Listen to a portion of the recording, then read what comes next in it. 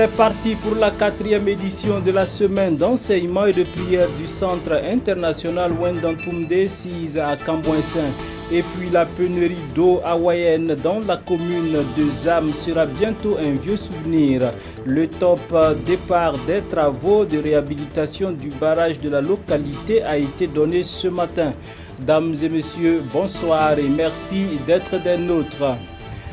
Tout d'abord, rendons-nous à Kosiam où le président du Faso a démarré des échanges avec la classe politique burkinabé conduite par Zéphirin Diabré, chef de file de l'opposition.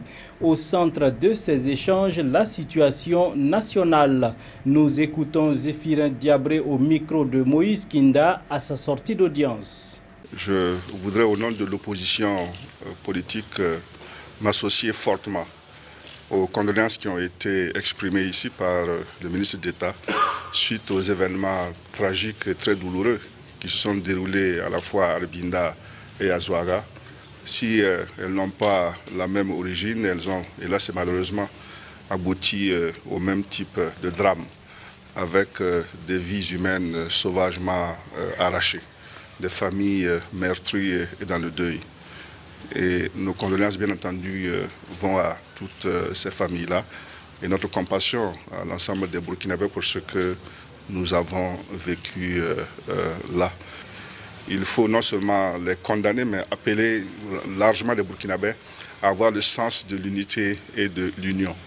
À ce niveau-là, il y a une responsabilité qui est collective de nous tous, mais il y en a une qui est particulière, qui est celle du gouvernement, et nous voulons l'exhorter à faire en sorte que l'État et l'État de droit prévalent dans ces situations. Pour ce qui est de notre rencontre de ce matin, je dois vous dire que nous avons donc, en tant qu'opposition, répondu à une invitation du chef de l'État pour une concertation sur un certain nombre de points qui étaient inscrits dans l'ordre du jour de la correspondance que nous avons reçue. Comme l'a lui-même expliqué le ministre d'État, il s'agissait essentiellement de points qui étaient restés en suspens dans nos discussions antérieures. Mais très rapidement, tout en nous félicitant que ces questions-là soient ramenées à l'ordre du jour, nous avons fait comprendre et nous avons de ce point de vue obtenu un large consensus, y compris le chef de l'État, que la situation de la nation est telle qu'aujourd'hui, il faudrait que tout ça soit complété rapidement par des questions profondes dans le corps justement du dialogue politique qui a été annoncé. Notre pays traverse des difficultés. Et pour affronter ces difficultés-là, il est bon que l'ensemble de la classe politique puisse, non seulement de manière consensuelle, identifier les problèmes, mais s'asseoir pour échanger autour de ces questions-là. Et je dois dire que la conclusion qui a été tirée donc, par le président du Faso, c'est que donc, cette rencontre, qui sera finalement que préparatoire, sera suivie par une autre dans laquelle nous rentrerons dans le fond des débats du dialogue politique. Et si le calendrier le permet, je pense qu'il le permettra, la rencontre donc dédiée principalement au dialogue politique, qui associera aussi la majorité, donc se tiendra avant la fin du mois d'avril, à une date qui a besoin d'être concertée avec donc toutes les parties.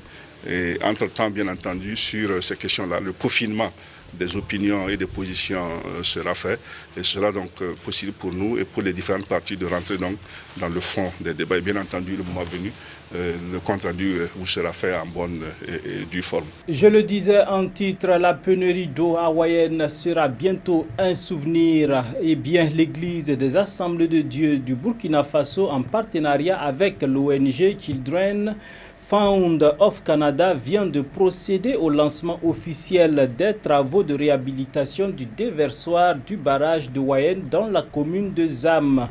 Eh bien, le coût de réalisation estimé à plus de 40 millions de francs. Nos envoyés, Odette Zouangena et Jonas Tondé nous font le point.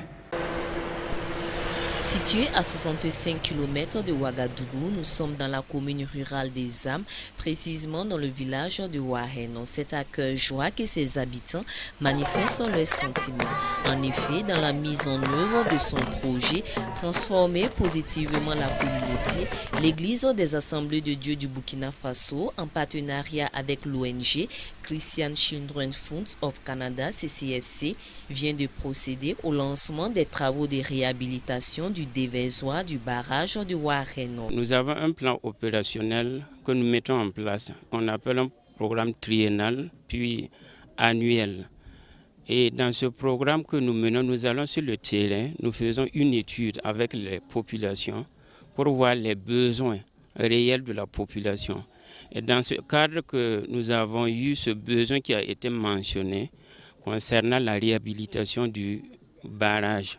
CCFC appuie techniquement et financièrement ce projet à hauteur de 40 millions de francs CFA. C'est l'Église des Assemblées de Dieu qui identifie les besoins de la communauté de Wayen. Et donc c'est dans ce cadre-là que nous apportons notre soutien à l'Église des Assemblées de Dieu. Et on voit très bien un peu l'importance que cette infrastructure va apporter dans l'amélioration des conditions de vie des ménages. Sa réalisation sera un haut fort de soulagement pour la municipalité. Nous avons été élus pour aider au développement de cette commune. Et la réalisation d'un tel barrage est d'une grande importance pour les éleveurs, pour les agriculteurs, pour toute la population en général. Parce que des activités seront menées, des activités de pisciculture, d'agriculture, de maraîchiculture, et tout cela font du développement à la base. Et c'est ce que nous voulons. Donc nous sommes là pour témoigner de notre gratitude. Que dire alors du chef des heureux bénéficiaires? Cela fait des années que nous avons de sérieux soucis d'eau. C'était la misère sur tous les plans. Avec la réhabilitation, nous allons tous bénéficier de ces retombées. Nous sommes très heureux et reconnaissants. Les travaux d'exécution débuteront les heures qui suivent pour s'achever au mois de juillet. L'Église des Assemblées de Dieu du Burkina Faso, en collaboration avec l'ONG CCFC, intervient depuis 2012 dans le village de Warren, dans le domaine de la santé, de l'éducation, de l'eau, de l'assainissement et du renforcement des capacités des populations. Toutes choses qui confirment la vision de l'Église qui est d'accompagner les populations tant dans le domaine spirituel que dans le domaine socio-économique. À noter qu'un nouveau plan stratégique 2020-2022 vient d'être signé entre les deux partenaires, témoignant ainsi l'excellence des relations qui lient l'Église des Assemblées de Dieu du Burkina Faso et l'ONG Christian Children Funds of Canada, CCFC, qui date depuis 1987. 1 Roi 18, verset 37, eh bien c'est ce verset qui sert de base à la 4e édition de la semaine d'enseignement et de prière du Centre international de prière et d'évangélisation des Assemblées de Dieu Wendantumde, dirigé par le pasteur Zundi Jérémy. L'ouverture officielle a eu lieu ce mercredi en présence de plusieurs personnalités ecclésiastiques et du peuple de Dieu, bien sûr, sortis très nombreux à l'occasion. Yannick Kaboré et Delphine Banessi pour le reportage. Je déclare au nom de Dieu le Père, le Fils et du Saint-Esprit. Semaine de prière quand que la porte de cette semaine de prière est ouverte ce soir. C'est sur ces paroles du pasteur Jean-Louis Sawadogo, secrétaire général de la sous-région ecclésiastique de Nongre-Massum-Ouest, que la 4e édition de la semaine d'enseignement et de prière du Centre international de prière et de délivrance des Assemblées de Dieu, Wendantumde, a ouvert ses portes à cette soirée de mercredi.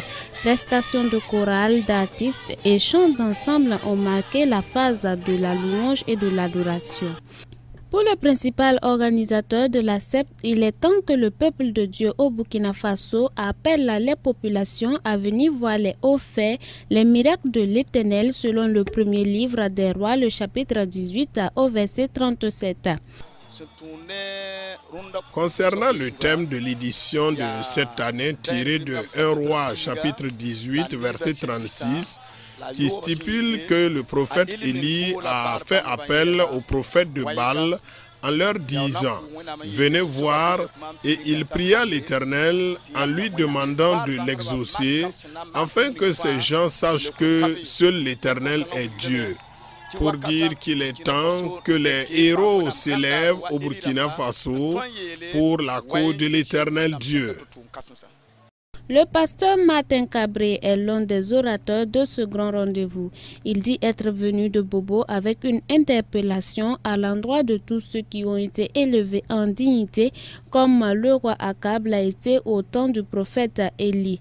Quand on a une élévation, il faut toujours conjuguer avec Dieu, dit l'orateur. Il a parlé un peu de la vie d'Akab. Il a eu la chance d'être élu, d'être un roi. Vous voyez, mais c'est dans son temps qu'il a permis qu'on ne parle plus de Dieu. C'est dans son temps qu'il a fermé toutes les portes peut-être de la maison de l'Éternel. Et il a fait venir les prophètes de Baal, d'Astarté, pour éterniser les choses de Dieu. Je voulais simplement peut-être faire raisonner un peu à tous ceux-là qui ont eu la chance d'accéder à un niveau de royauté, de faire très attention que les royautés ne les poussent pas à fermer la porte du Seigneur. Ils n'ont qu'à contribuer avec le Seigneur, ils n'ont qu'à conjuguer avec le Dieu, avec le Seigneur. Cela va permettre et renforcer leur royauté dans le pays à laquelle le Seigneur les placer. Jusqu'au samedi 6 avril prochain, sur la place du Centre international de prière et de délivrance des Assemblées de Dieu Wendantumde, ce sera des enseignements et des moments de prière pour toutes sortes de requêtes. Depuis la fin de la sanglante guerre civile qui a endeuillé l'Angola, vous l'aurez compris, nous sommes à l'international. Le pays fait face depuis lors au défi du déminage. Pour l'Agence nationale en charge de ces questions, cette situation sera un vieux souvenir dans 3 mois. En cette journée internationale de sensibilisation au problème des mines antipersonnelles, Euronews s'est rendu en Angola. Dans les provinces de Wambo et de Malangé, mines antipersonnelles et engins explosifs appartiendront bientôt au passé. La Commission nationale intersectorielle de déminage et d'assistance humanitaire est confiante. D'ici à 3 mois, elle sera en mesure d'annoncer officiellement qu'il n'y a plus de mines dans ces 2 zones.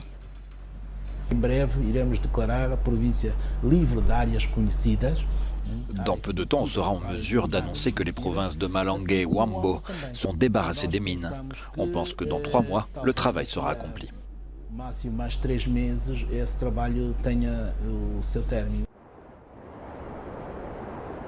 C'est une nouvelle très encourageante pour ce pays qui est l'un des plus minés au monde selon les experts et où une sanglante guerre civile a laissé des traces indélébiles. Malgré tous les efforts de déminage, les mines terrestres représentent encore aujourd'hui un risque réel pour les civils, d'autant que les financements commencent à manquer.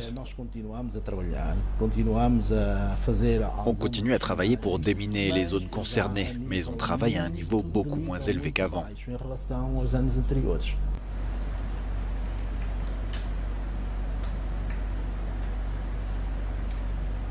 Si l'on veut atteindre ce but, on devra avoir près de 300 millions de dollars pour nettoyer les zones.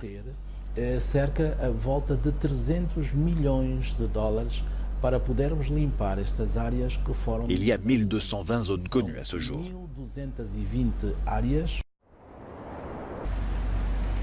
Certaines ONG dénoncent des accidents récents et réguliers à cause des mines antipersonnelles. Tous les accidents ne seraient d'ailleurs pas signalés. Des engins explosifs qui empêcheraient aussi le développement et la diversification de l'économie angolaise.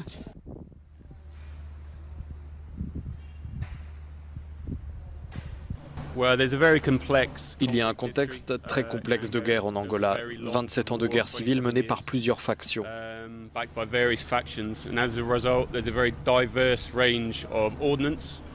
On trouve des mines qui proviennent de plus de 24 pays avec plein de mécanismes différents.